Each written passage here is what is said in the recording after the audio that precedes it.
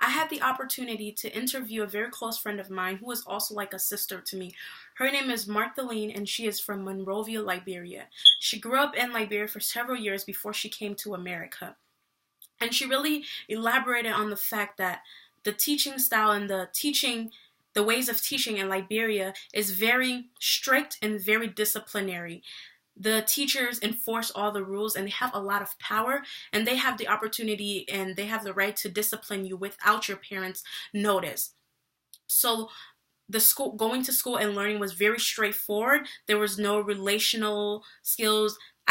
The teachers didn't really invest in your life. They were just there to teach you. And if you weren't understanding what was being taught, you kind of were disciplined for that. And I would say, since I'm also from Liberia and I also grew up in that culture and in the education system, there's not really a difference between me and her, but I will talk about the difference between the school system in Liberia and here in America. A huge difference is that the students here in America have a lot of freedom with the teachers. They're able to meet with teachers after school. They're able to email teachers. They're able to, go to teachers and tell them that they're not really understanding what is being taught. And the teacher takes steps in order to help those students really understand what they're learning in class.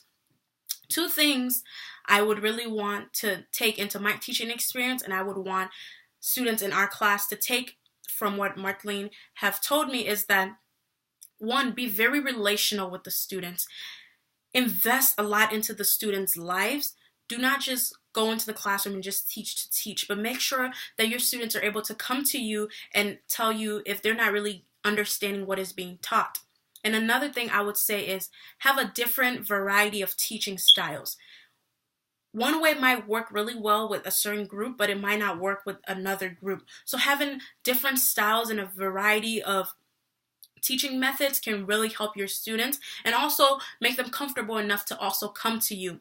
You want to be diverse in your teaching, and that's something that's very important to me because I didn't really get that in my school system when I was in Liberia, but I feel like I really got that here in America. So that's something I will also want to take forward in my teaching.